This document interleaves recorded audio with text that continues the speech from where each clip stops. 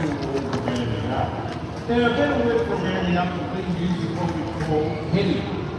These two types of dogs, we've got Kelpie over there, we've got Trevor, a Buckingham, male Kelpie. We've got old Claire down the bottom there, she's a border collie, about 13 years of age.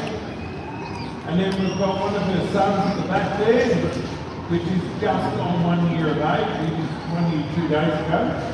And then we've got a 6-month-old pup over there in the corner by the name of Wilson. So what these dogs are going to do is to be a heading dog where they go around livestock, head the stock if they're running away from them, and bring them back. If they go past me, they're to head them and bring them back to me all the time. So you'll see that for the whole time that these sheep will be with me, this sheep here is the most important one in the group. If you can see the difference between these sheep, this one here will always stay as close as possibly could to me. It's the leader of those ones over there. And while he's walking around, he'll actually have two sheep and one sheep on either side of him, protecting him from all the predators out there. Now when we say predators, well, if you think about it, sheep have got eyes on the side of their head. So they're like horses, goats, all these other animals, they're prey.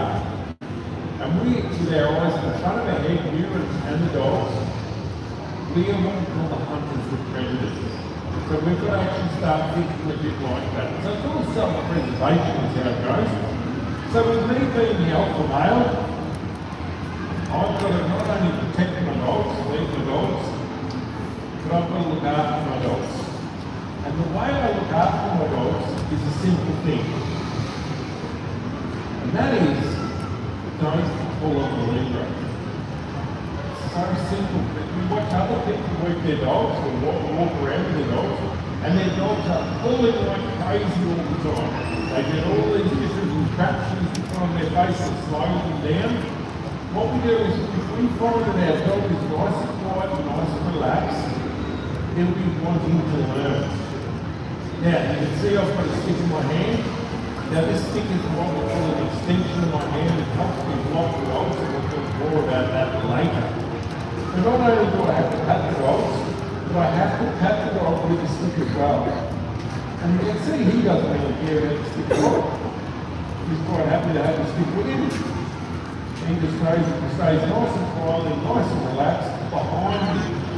Now this is another thing. The reason behind me comes out later is that we've got to protect the dog. We don't want the dog to run at 100 miles an hour directly to the sheep. We want them to go around the livestock. Okay?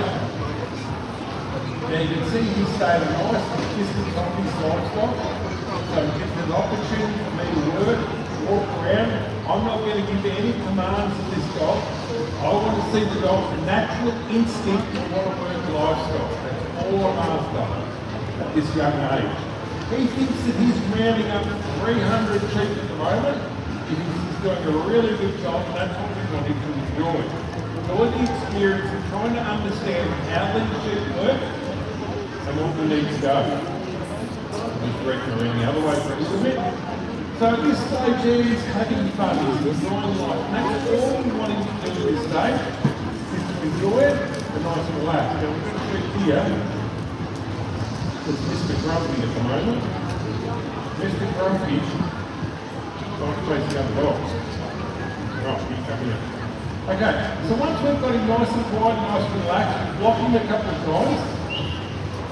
Block him a couple of times.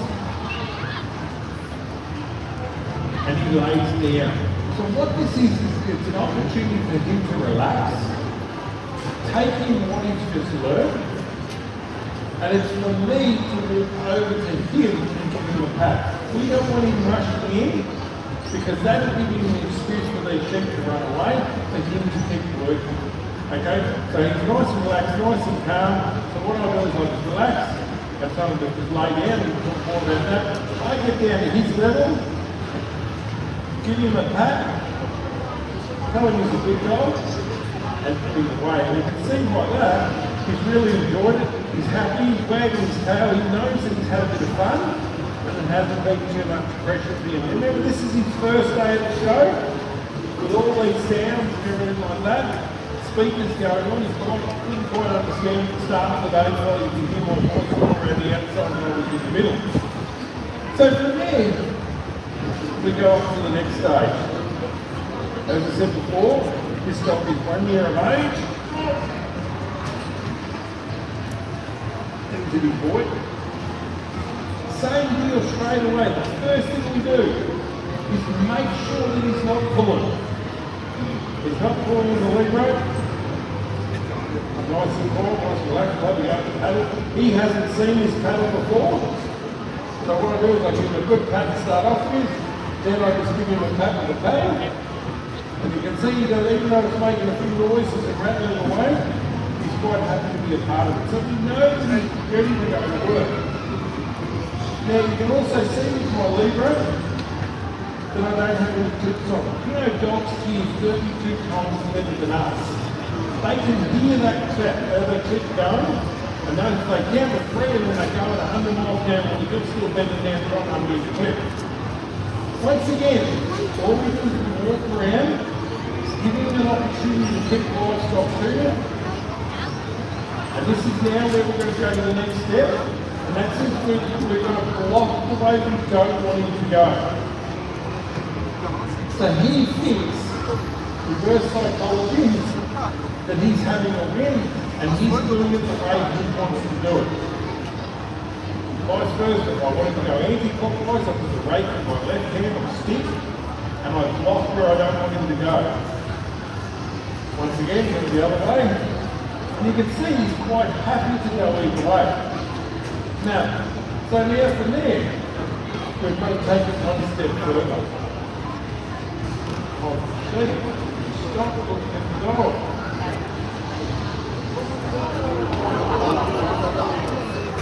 Right, you happy with it? Down your front? Right, okay. So from there, we get in the spot.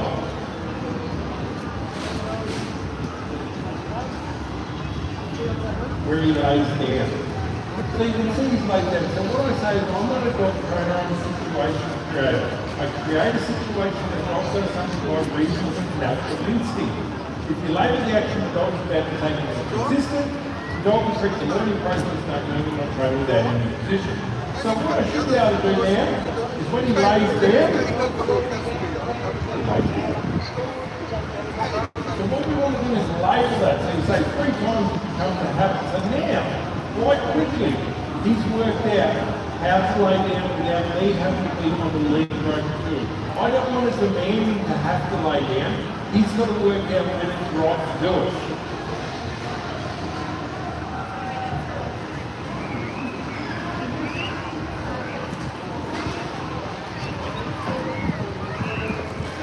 Lay down. And there you go, he's wagging his tail. If I have to force him to lay down, he won't want doing it. And this is where we start going to the stroke. Now also too, if you can see, he's laying down away from the feet. What I want to do from now on is I want to be able to go to his area, not for him to come to me. I've got to make it in a situation where I'm the one that's going to tell him to turn off.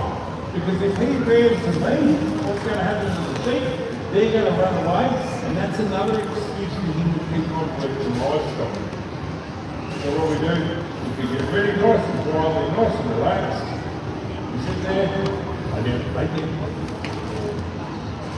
Nice and relaxed, put the lead rope on him, give him a really, bend down, give him a really good take down to his area, and tell him he's a really good dog. So you can see now that the dogs are actually wagging, most dogs are wagging their tail, nice and relaxed, nice and calm, happy to be involved here at the show.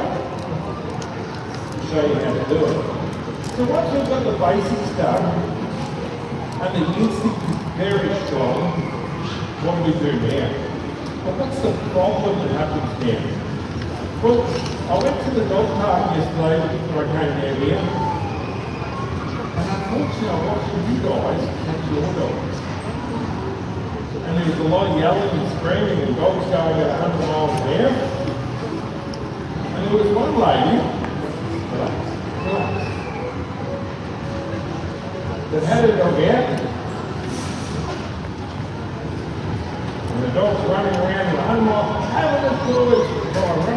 away from the other dog or anything like that. But it wasn't listening to her. When it's time to go, she grabbed this 20-kilo bag of dog food and said, "What that? Come here, what that? I want some sweet from you, what that?" And Roger kept running further and further away. Right. So how are we going to catch that dog? So she went home that night and said to her husband, "I can't catch the dog anymore. He's too keen, he wants to have fun." And what the husband said, "Well, yeah, I'll show you how to do it." Now, took a stick and said, "Roger, Roger, if you don't play Roger." And Roger went further and further away, farther and farther away, and until in the end, even he couldn't catch the dog. So we've got to start thinking about our dogs. The dog's head, its eyes are like a camera. It's taking video and sending it to the brain.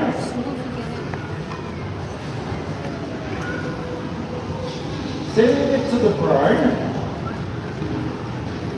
to where the body does the work. So it's not going to come to me while I've got the stick up in the air. But as soon as I drop the stick to the ground and bend down, they run to you every time. That's how easy it is to get the crowd to clap. Right. But the next problem happens. What's going to happen in the next couple of hours with your kids? You become excuse driven. I want one more ride. I want another drink. I want some more food before we go. Even a show that. Dogs are exactly the same. I want another go. If that dog over there got another go. That sheep looked at me the wrong way. So what I've got to do is reverse psychology again. And that is I pick the dog up. I pick the dog up. Pick it up, and I pretend to take it back to its chain. As I'm walking over to the chain, I trip over and let the dog have another go and work the livestock. So now, the dog doesn't know when to start working the livestock and when to stop working the livestock. So hopefully this time,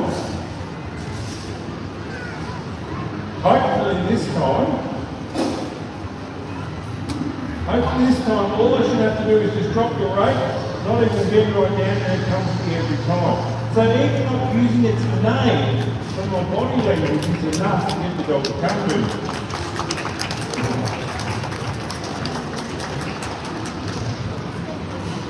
So there, so we've basically got the dog started. We can get our dog to work, but we've got to go up a level, and that's where this dog comes into play.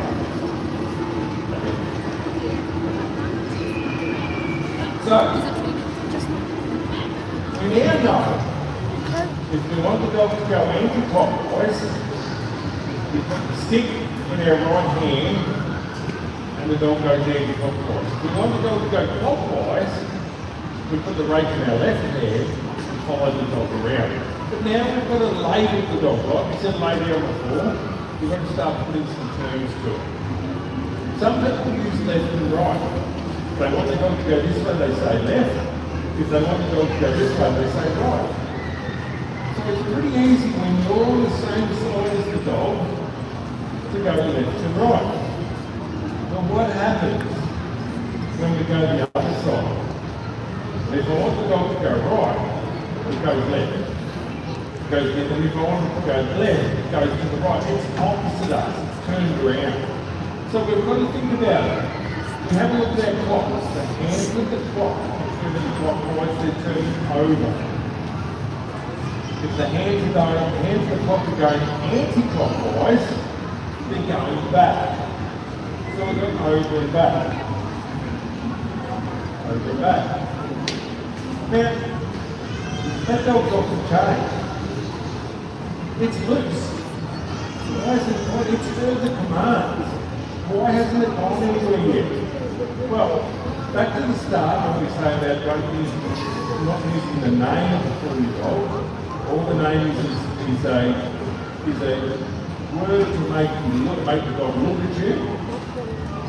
When I'm using multiple dogs, I'll say the dog's name first, then the direction I want it to go. So only one dog goes and the rest stays. So with that, I say, clear over.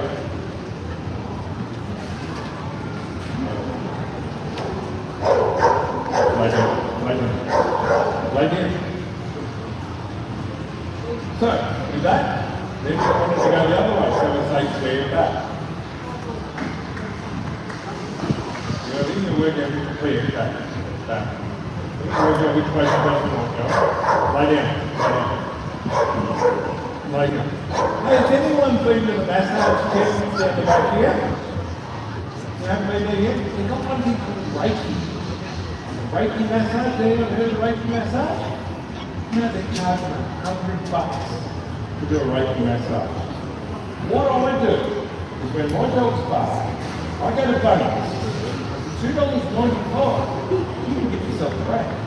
And with that break, you give your dog Reiki. Right. So with that, whenever that dog go left and right, it's going to go to a trial. In a trial, you stand in a circle. When you take a step, you lose a point. If the sheep go the wrong way, you lose more points. If the dog doesn't listen to you, you lose more points. You start off with 100 points. I completed my first trial and got 10 out of 100. Not that good. As I'm walking off, there's this old fella. And he's coming out of the way where he comes out, and his hands are down on him. So this bloke's not going to be any good. And he goes, you know what happened? The dog just went around the sheep, put them through the course, and with him not moving in, he got 100 out of 100. So I thought I'd have a chat to him. So I went up and said, excuse me, sir, can you help me? I said, I'll help any kid that won't beat you. No, not thank you very much. I said, I tell my dog that they're on the go lesson, right? You whistle where you like the dog to go. Why do you do that?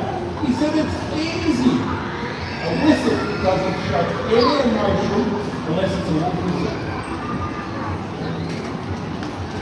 One clap.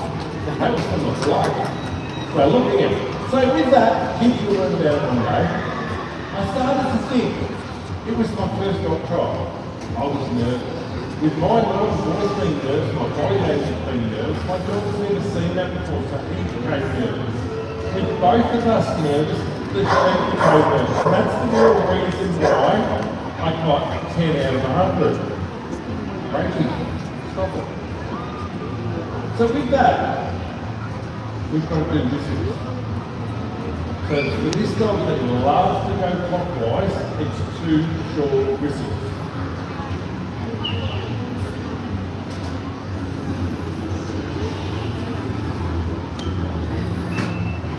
The way she doesn't like to go, one long whistle.